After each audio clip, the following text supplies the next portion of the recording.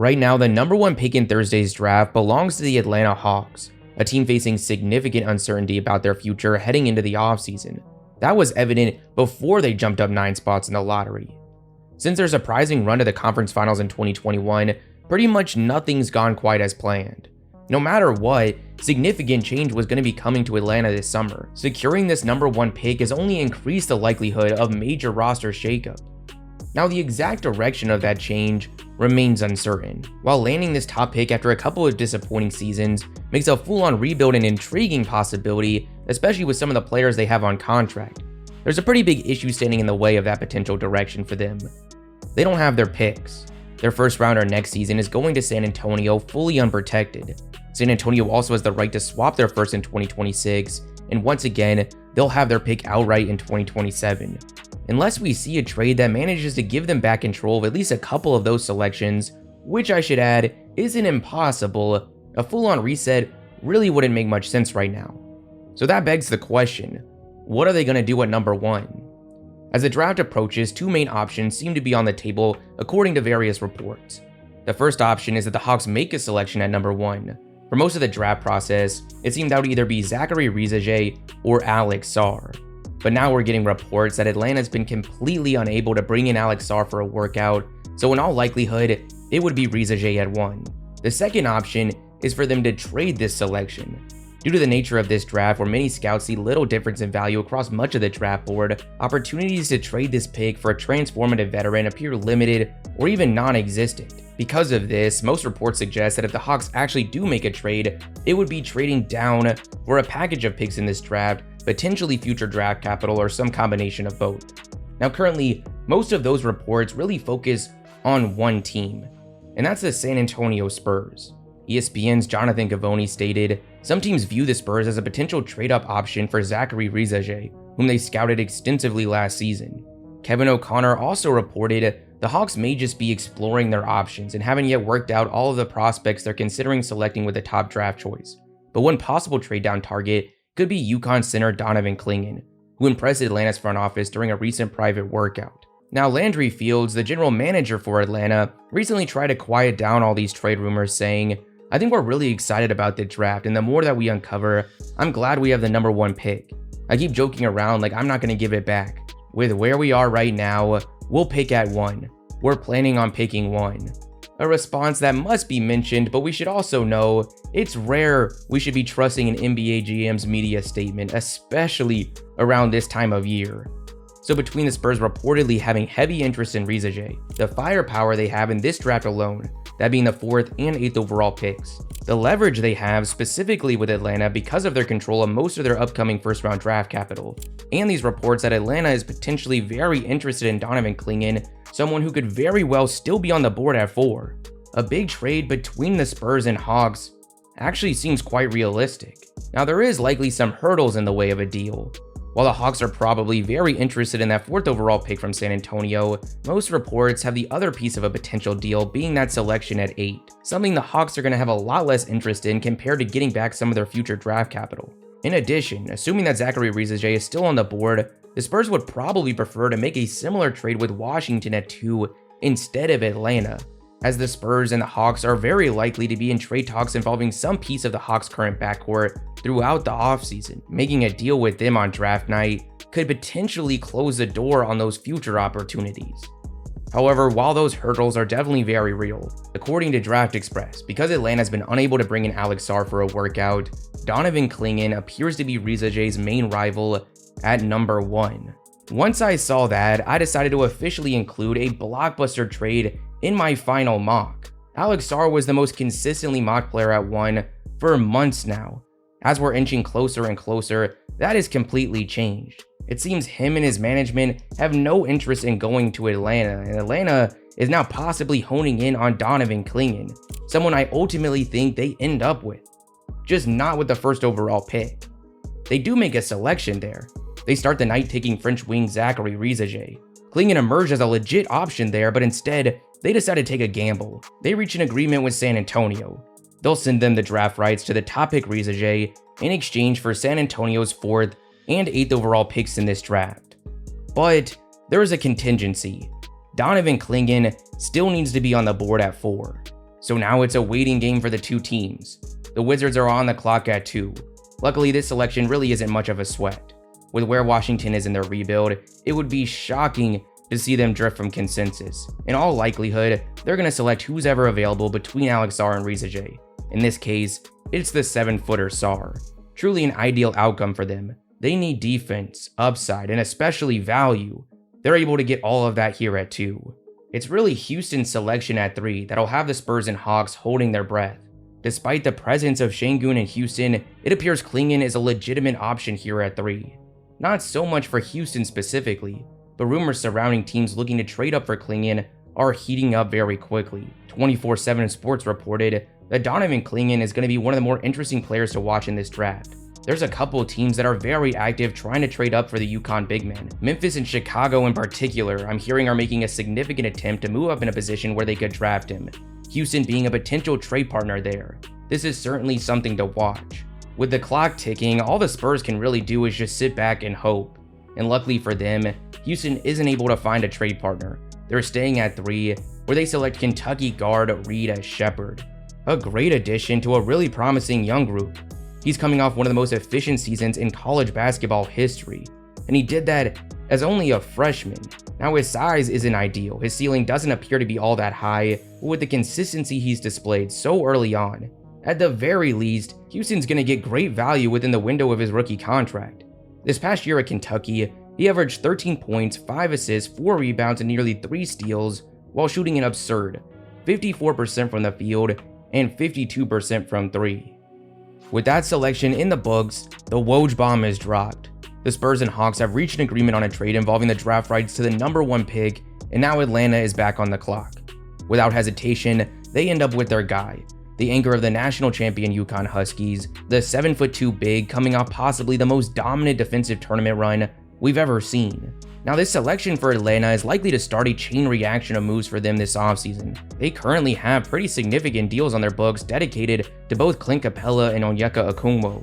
But even before this selection, the team was widely expected to move on from Capella, so the presence of those two doesn't get in the way of Atlanta grabbing someone who could be a game changer for them defensively from day one. The Detroit Pistons find themselves at the 5th spot, the same position they were in last year. So far, there's really not many reports or rumors tying them to a specific player. However, considering their current roster, we can narrow down their potential choices. With a young and promising backcourt featuring guys like Cade Cunningham, Jaden Ivey, Quentin Grimes, and last year's first-round picks, Asar Thompson and Marcus Sasser, it's unlikely they select a guard like Topic or Castle. Additionally, with Jalen Duren on this team and centers Klingon and Sarr already off the board, a big seems pretty unlikely. It appears they're going to target a forward, and amongst their options, they decide on Colorado freshman Cody Williams, someone offering a fascinating combination of current 3-and-D skills and future upside. Standing at 6'8" with an over 7-foot wingspan, he averaged 12 points this past season, shooting 55% from the field and 42% from 3. Now, a lot of security comes with this selection by Detroit, but given the fluidity and flashes as a shot creator we've seen from Williams, this selection again is far from lacking in upside. With the 6th overall pick in this draft, the Charlotte Hornets go with UConn freshman guard Stephon Castle. Despite the reports of Castle's reluctance to join a team with an established starting point guard, he likely won't have too much leverage in actually dictating his destination. And while yes, Charlotte is on that list of teams he prefers not to be selected by, it really shouldn't be too hard for Charlotte to convince Castle of his fit alongside another oversized point guard in LaMelo, someone who's already proven himself very capable off the ball. A selection like this would really have things going in the right direction for Charlotte. LaMelo and Brandon Miller, if they can stay healthy, truly have the potential to be one of the top offensive duos in this league. Mark Williams has shown flashes of being their defensive anchor, but right now there's still a lot of holes up and down this roster. This selection of Castle is able to bring them much needed versatility on both ends, as well as much needed playmaking outside of LaMelo. Now, while Castle just played a pivotal role in UConn's run in the NCAA tournament, coming into the NBA, in many ways his game is still very raw. The glaring concern for scouts is the inconsistency we've seen from his jump shot. It's a notable concern, especially going to a team with a primary facilitator like LaMelo, but Charlotte decides to take the chance with how impactful his skill set has the chance to be between Ball and Miller in the lineup. The Portland Trailblazers are at 7, which reports suggest is the absolute floor for UConn Huskies big man Donovan Klingon. They reportedly value him very highly entering this draft. This is his absolute floor. If he's there at 7, Portland is taking him. Unfortunately though, in this scenario, Klingen's already off the board. But that report tying them so heavily to Klingen still gives us a lot of insight into their general approach going into this draft. Klingen doesn't address a specific need for them at all. In fact, he only causes more roster headaches with guys like DeAndre Ayton and Robert Williams already on this team. Now, this really isn't shocking at all. It's fairly safe to say that Portland is going to be involved in one, if not multiple, significant moves this offseason. In these super early stages of their rebuild, it's highly unlikely they factor in their current roster much at all into their selection in this range of the draft. But while no position is probably off limits, luckily at 7, they unintentionally avoid any of those new roster issues created by the selection and end up selecting G League Ignite 6'8" forward Ron Holland. Holland's a super impressive athlete with the potential to dominate defensively at the next level that just wrapped up a season with the G League Ignite where he averaged 19 points, 7 rebounds, and 3 assists. Now his jump shot's got a long ways to go, but he's got a fascinating combination of shot creation on one end and defensive upside on the other. What really will be interesting to see when it comes to Holland is how well his game adjusts, assuming there won't be a lot of those opportunities available as a shot creator out the gate. The Atlanta Hawks are back on the clock at 8 following their trade with San Antonio. After selecting Donovan Klingen earlier, 3 wings really stand out as potential options: Matas Buzelis, Dalton Knecht, and Tejan Salon. While Salon and Buzelis bring significant upside, the best balance of risk and reward, which Atlanta will undoubtedly covet given their current situation, is Dalton Knecht. I usually criticize selecting upperclassmen in this range of the draft when their stock is solely tied to their production. Often they require us to overlook major red flags in their profile. However, that's not the case with Knecht. His profile is not getting the respect it deserves, particularly in a draft like this. While yes, he's already 23 years old and that should be considered, apart from that, there's little concern with the player that Knecht is today. He has an impressive frame at 6'6" with a 6'9" wingspan, comparable to someone like Klay Thompson. Additionally, he brings a lot of athleticism to the table, which he showcased at this year's Combine. It's not a jaw-dropping physical profile by any means, but it's also one without any significant red flags. Incredible news considering the dominance he just displayed in his first season with Tennessee. He ended the year with averages of 22 points, 5 rebounds, and 2 assists, while shooting 46% from the field and 40% from 3, taking nearly 7 attempts a game. Now, no one's expecting Knecht to be a plus on the other end of the floor. He also hasn't shown much at this point as a playmaker. But for most of the prospects in this draft, the list of concerns is a lot longer than that. It's rare that you're going to find that level of production combined with a physical profile like the one he has. For Atlanta, this is really a unique circumstance. There's not many situations where trading down from the #1 pick to draft 2 older college stars is the right decision. However, considering the draft class we're dealing with, this just might be one of those few instances. The Grizzlies find themselves at the 9th spot in the draft, a surprising position given their preseason expectations. Despite JimmerRange's suspension at the beginning of the year, they were still anticipated to be one of the top teams in the West. They had a higher expected win total than Dallas, OKC, and Minnesota. Unfortunately though, injuries plagued the team throughout the year, and that's really not an understatement. By the end of the season, they had managed multiple NBA records for games missed due to injury. Fortunately though, this is not expected to be a long-term issue, and the team is widely expected to return to form next season. That's really what makes their position inside the top 10 in this draft particularly interesting, especially with how this draft board has unfolded so far. A lot of recent reports have linked them to Providence guard Devin Carter. In a lot of scenarios, that seems like the most likely selection. However, given what's happened so far in this mock, they decided to capitalize on the incredible value that's still available. They select Serbian point guard Nikola Topic. For most of this season, Topic was consistently mocked to San Antonio at the top of the draft. It was easily the most common player-team combination. However, a lot's changed since then. Topic missed most of the second half of the season due to knee injuries and was recently diagnosed with a torn meniscus. Although reports suggest the injury doesn't pose any serious long-term complications, it undoubtedly affected his draft stock. Then additionally, we've got all these reports heating up surrounding the Spurs moving around in this draft, as they do in this mock.